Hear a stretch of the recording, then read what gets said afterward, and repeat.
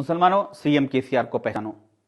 हिंदुस्तान में जितने political parties हैं जो अपने आप को सेकुलर कहते हैं, उन सारे पॉलिटिकल पार्टीज में सबसे ज्यादा मुसलमानों का नाम लेने वाला, सबसे ज्यादा मुसलमानों के बारे में बात करने वाला और सबसे ज्यादा मुसलमानों को धोखा देने वाला कोई शख्स है तो वो केसीआर साहब है। क्योंकि 2004 में कांग्रेस के दौरे इख्तिदार में जनाब राजशेखर रेड्डी साहब और शब्बीर अली साहब ने जो मुसलमानों को 4% रिजर्वेशन दिया था, उस रिजर्वेशन के वक्त भी यही केसीआर साहब और इनके साथी असदुद्दीन ओवैसी साहब ने बहुत मुमकिनाना कोशिश की थी इस मुस्लिम रिजर्वेशन को रोकने की। क्योंकि इन दोनों लीडर्स को यह पता था कि अगर 4% मुस्लिम रिजर्वेशन मिल गया तो मुसलमानों के मुआशी हालात कुछ हद तक सुधर जाएंगे, एजुकेशन में और एम्प्लॉयमेंट में हर महाज पर कुछ न कुछ हद तक मुसलमानों के हालात सुधर जाएंगे। इस वजह से इन दोनों लीडरों ने उस रिजर्वेशन को रोकने की बहुत कोशिश की। मैं जानता हूं कि आपके कान इस बात को हजम नहीं कर रहे हैं कि ये दो लीडर्स कैसा मुस्लिम रिजर्वेशन को रोक सकते हैं, मगर मेरी आदत है, मेरा पेशा है कि मैं हमेशा दलील और सबूत के साथ बात करता हूं। आज आप ऐसे फितने को पैदा कर रहे हैं, अल्लाह करे कि खुदा न करे ऐसा ना हो, मगर मुस्तकबिल में हो सकता है कि कई परेशानी। कृष्णन को अपॉइंट किया गया और कृष्णन की रिपोर्ट को बीजेपी वाले अगर चैलेंज करेंगे हाई कोर्ट में, जो कर रहे हैं, उसके धज्जियां उड़ा देंगे। कमजोर रिपोर्ट है ये जो इकदाम हुकूमत ने किया, ये कानूनी तौर पर कमजोर इकदाम है। मुझे अंदेशा है कि हाई कोर्ट में या तो ये पूरा खारिज हो जाएगा या फिर सिर्फ कुरैश कम्युनिटी, लब्बई और पत्थर फोड़ने वालों को रिजर्वेशन मिलेगा। अहम बात याद रखिए शब्बीर साहब कि शेख कम्युनिटी की आप बात कर रहे हैं, ये 85% है मुसलमानों में, जो आप नाम निहात बोलते हैं। अगर ये उड़ जाएगा तो आप जानिए, आपका सियासी फायदा आप जानिए। ये मैं कह रहा हूं, अभी भी आपके पास वक्त है। इस वीडियो में असदुद्दीन ओवैसी साहब ने एक चैनल को डिबेट में बात करते हुए 2004 में मुस्लिम रिजर्वेशन को फितना करार दिया और अपने बाजू बैठे हुए किशन रेड्डी साहब को बताते हुए कहा कि ये बीजेपी वाले, ये लोग इस रिजर्वेशन को आगे बढ़ने नहीं देंगे। और इन्होंने बहुत कोशिश की उस रिजर्वेशन को उस वक्त रोकने की, मगर अल्लाह ताला ने उस वक्त उन लोगों को सारे नाकाम किया और मुसलमानों को रिजर्वेशन अता किया। इसी रिजर्वेशन का सहारा लेकर केसीआर साहब ने 2014 में मुसलमानों से वादा किया कि मैं इस 4% को आगे चल के 12% कर दूंगा। अब जब 8 साल गुजर चुके, 8 साल के बाद बजाय केसीआर साहब 4% को 12% करते, उन्होंने उसको 4% को 3% कर दिया GOMS नंबर 130 11 नवंबर 2022 के तहत।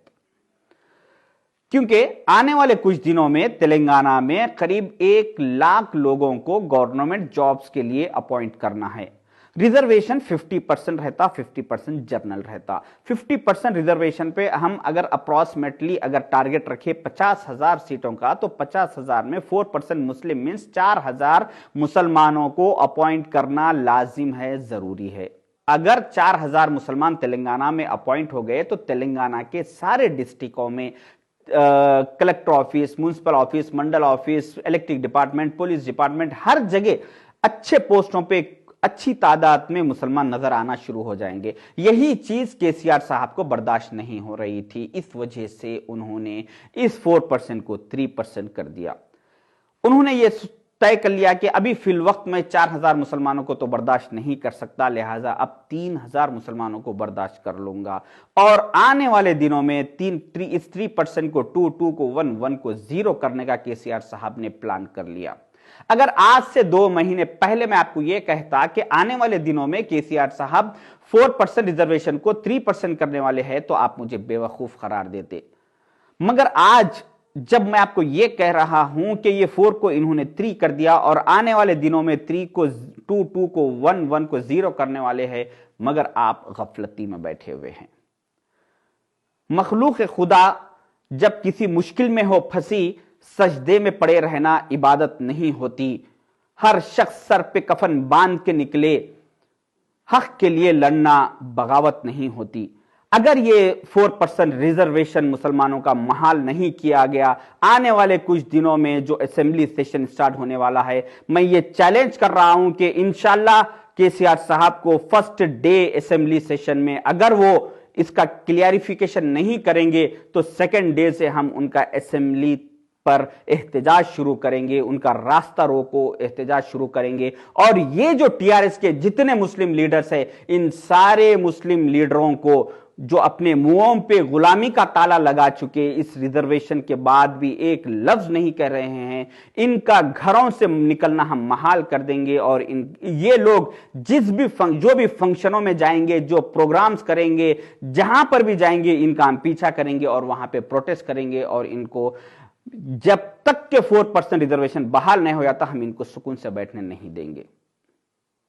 इतने बड़े हादसे को एक reservation 1% means not a joke, कोई छोटी बात नहीं है। इस रिजर्वेशन की तरफ से तवज्जो मुसलमानों की हटाने के लिए 8 साल के बाद पहली मर्तबा माइनॉरिटी फाइनेंस कॉरपोरेशन के तहत केसीआर साहब ने 50 करोड़ का बजट इशू किया।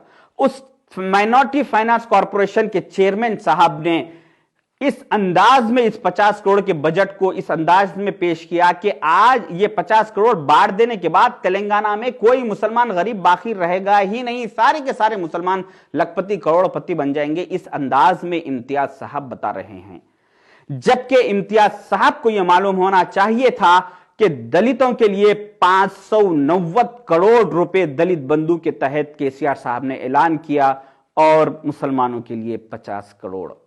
दलित बंधु के तहत दलितों को हर किसी को 10 लाख दिए जा रहे हैं और मुसलमानों को 1 लाख। और दलित बंधु के तहत हर असेंबली कॉन्स्टिट्यूंसी के 500 लोगों तक स्कीम पहुंचाने की बात केसीआर साहब कर रहे हैं और मुसलमानों को सिर्फ 35 से 40, हर कॉन्स्टिट्यूंसी में 35 से 40 लोगों को ये 1 लाख का लोन देने की बात कर रहे हैं। उसके बावजूद भी जो टीआरएस के मुसलमान कायदीन जो केसीआर साहब के नाम पे थालियां बजा रहे हैं, मेरी दुआ है कि अल्लाह ताला उन लोग को ता हयात तक के थाली बजाने वालों के साथ शुमार कर दे और उसी थाली बजाने का मर्ज उनको ता हयात तक के लगा दे।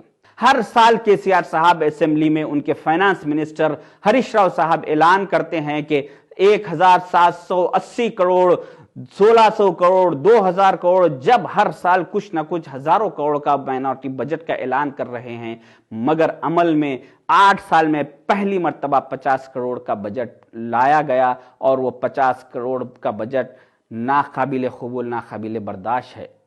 खुदा हाफिज।